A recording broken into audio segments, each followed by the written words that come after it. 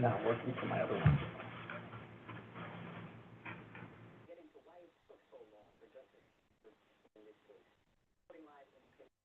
Cool. All right, good afternoon. My name is Sean McGuire. I'm the Executive Director of the Albany County Land Bank. It is 4:02 p.m. on Wednesday, May 14th, 2025. We're calling to order a meeting of the Land Bank's Governance Committee. We're holding this meeting remotely per New York State Open Meetings Law. The meeting is available on the Land Bank's YouTube channel for listening and viewing. Today on the call participating in the committee, we have Charles Toohey and Juanita Neighbors. David Rowley is unavailable for today's meeting. From the Land Bank staff, we have myself, Lynette, and Shelby. The agenda was circulated to the committee ahead of time, just has two items on it. The first is a review of the minutes from last July 2024 when the committee met. If anybody, hopefully will have a chance to review them. Are there any questions, suggestions, or amendments to the minutes as presented? And if not, I just need a motion to approve those. Motion to approve. From Juanita. And Charlie, a second on that, please? Second. All those in favor say aye. Aye. And opposed or abstained? All right, that carries. So what I want to present to you is we talked about this last July about our committees, and I want to spend some more time looking at them and how they come along. Essentially, I think that we can improve our overall efficiency in some of our discussions, and I've seen some instances where there's crossover between committees, and having the separate committees is sometimes a little bit of a barrier. In addition, there's a lot of crossover of the same members on similar related committees. Let me go over, there's three committees that we're required to maintain as a public authority, and that's going to be audit, finance, and governance. The audit committee really meets once a year to review the audit prepared by our external auditors. Right now it's Bonadeo. And the audit committee receives that report, has any discussions. There generally aren't any. In most of my experiences, there's not a lot of discussion with audit committees when there's a very clean audit, and we've been fortunate to have such. There's our governance committee, this committee here, which meets to discuss the overall corporate structure of the organization, so including bylaws. So since our committees are mentioned in our bylaws, that's why this committee is meeting on this case. Otherwise, really the governance committee would meet once a year to go over the committee members, and we've had a stable board, so there hasn't been a lot of changes there. I think the last change we had in committee members was on the floor at the board meeting, as we discussed it. And then the finance committee. The finance committee right now has, primarily reviews the financial reports of, of the land bank ahead of the board meeting. But really the finance committee is there. It does provide oversight for budgeting and financial planning and fiscal policy.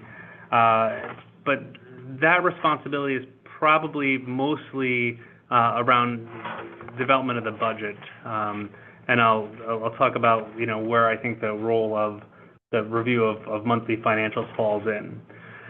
The other committees that we have, any questions on the required committees, those three?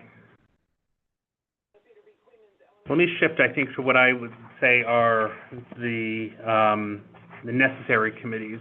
I think really, once we get past the required committees, we have two necessary committees. One we have that exists within the bylaws is the executive committee, which is, the officers, the chair, vice chair, treasurer, and secretary.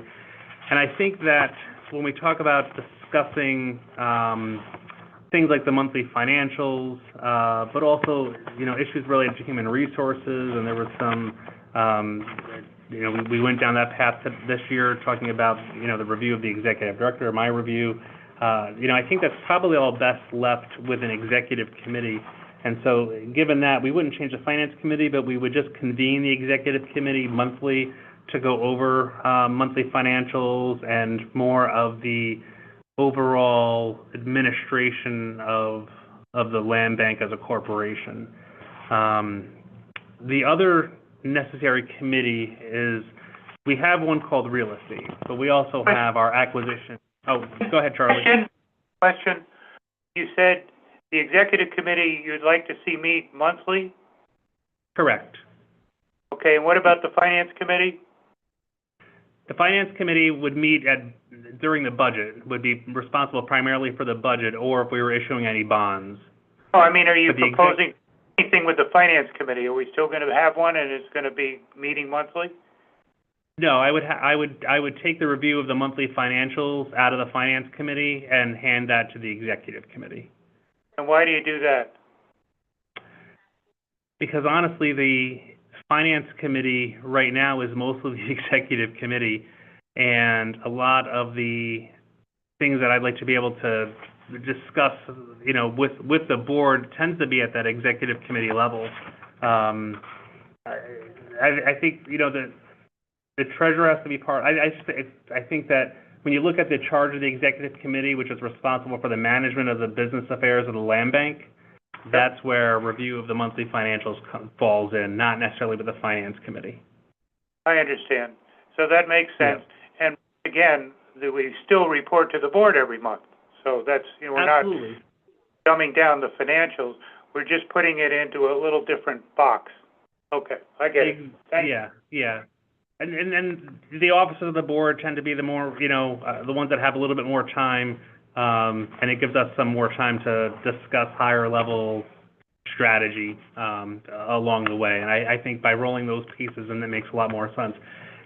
For example, too, when we later this year, as we have a full staff, we'll develop the budget and we'll talk about performance reviews and human resource issues. And we can do, rather than splitting that into different committees, I think that all belongs with the executive committee.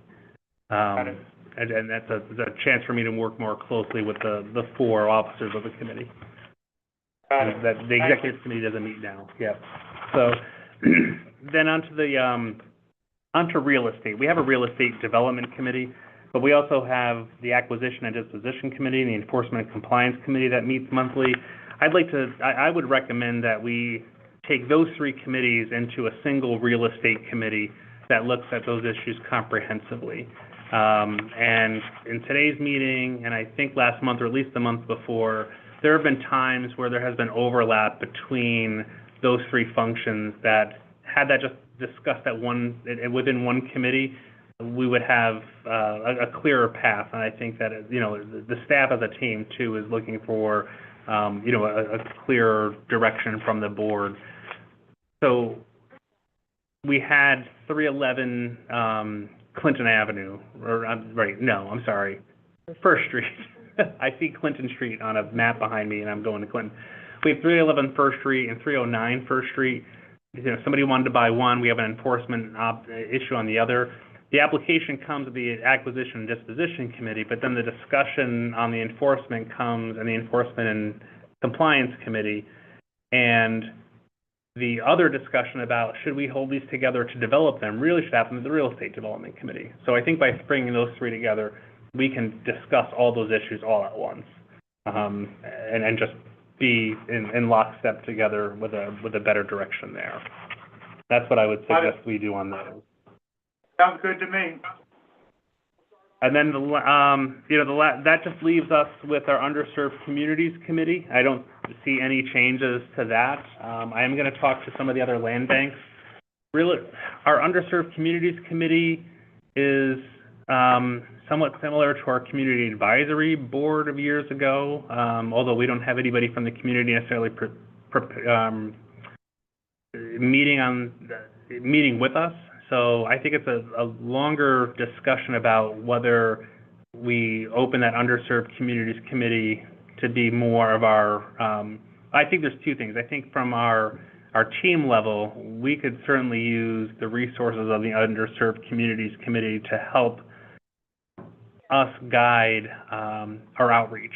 So really as a community outreach advisory group to make sure that we're talking to the right people.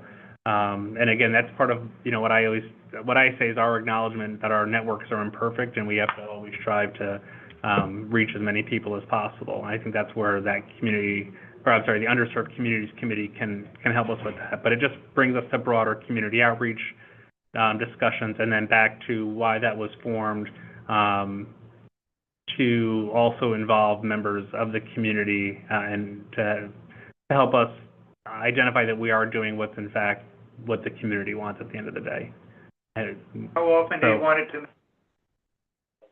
Well, that's why I don't want to do anything with that one right now. I think we let that one be. That's a committee that exists that's a committee by resolution.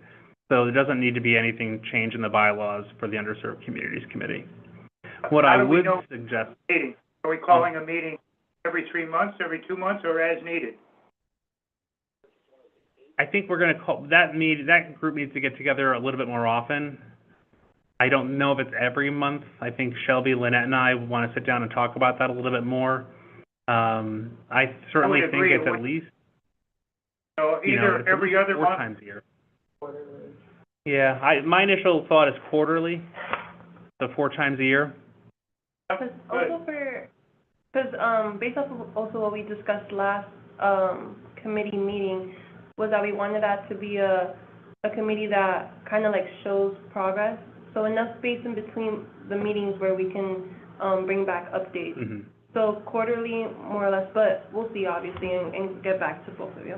And some of that, we've already, some of those discussions, for example, we've already instituted. So Shelby's updated the, the sign-in list that we have here when guests come in, so that we're capturing zip codes because we have identified the 4 zip codes that exist within our red line neighborhoods of the past. So, trying to tie those together. But I think it's at least 4 times a year. So my overall recommendation is that we ask the board to consider a modification of the bylaws to name to keep the executive committee, to realign the real estate development, enforcement and compliance, acquisition and disposition committee into the real estate committee, and we maintain the audit, finance, and governance as state mandated committees. So it really affects, we're going to change 3 committees into 1 at the end of the day, and then just through our own internal processes, we'll suspend the monthly meeting of the finance committee and replace that with a monthly meeting of the executive committee to cover the financial reports, but also other items that fall into the executive committee's purview. Sounds good to me. All right. Juanita, any thoughts or feedback?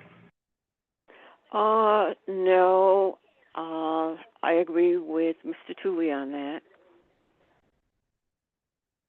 All right. That's all I have for this committee. So unless you have anything else for the governance committee, we'll bring this. We'll do this. These minutes. We'll bring that report in, and then just to keep it on your radar for so the required committees, audit, finance, and governance. I think we're really going to see them meet once, maybe twice a year at most, just because of the types of actions they have to review and approve. So anticipate an audit committee to happen every spring to review the audit. Anticipate the finance committee to meet every fall to discuss the budget, and anticipate the governance committee to meet every January or so ahead of the organizational meeting to review committees and any appointments that may exist along the way. So if there's nothing else, that's all I've got for you. No, I do have a question. Yes.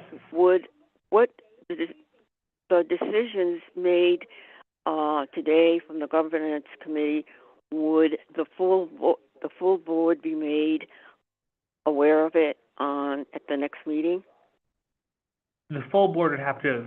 So what we'll do is we'll put these minutes together, and then when we do the committee reports at the full board meeting, we'll bring this to them. I'll have our attorneys prepare a resolution that would authorize a modification of the bylaws to reflect the committee changes. So we will have to change the bylaws to update a couple of those committees. Okay. And I think the other thing, the last piece too, is while we have the bylaws open, I would say that when it comes to a resolution, a committee by resolution, sort of an ad hoc committee, that unless it's otherwise identified, I think those committees should exist on an annual basis. They can be continued, but if we have a committee on a special topic, it should be there for a year, and if it doesn't, if it's fulfilled its obligation or we don't see a need for it, that committee should just sunset itself away, so we don't keep some of these out. Some of these committees haven't met in years, real estate development being one of them. So that would probably have fallen into that space that we would have just sunset that committee because we don't have a need for it. I believe, I'm inclusive, and I believe in the full board knowing when there's changes made, and so everybody that's part of the land bank would know what each committee is doing and be aware of what's going on. And Absolutely. okay. Yep. Got it. All right. So we can be, unless there's any other business, we can adjourn this committee at 4:18. We'll see everybody Tuesday evening for our board meeting. We are meeting upstairs in our offices, so come on up to the 6th floor. Fantastic. All right. Okay. Thanks, everybody. Congratulations. We'll see you next week. Congratulations. Thank you. We'll see you next time. Bye. Okay. All right.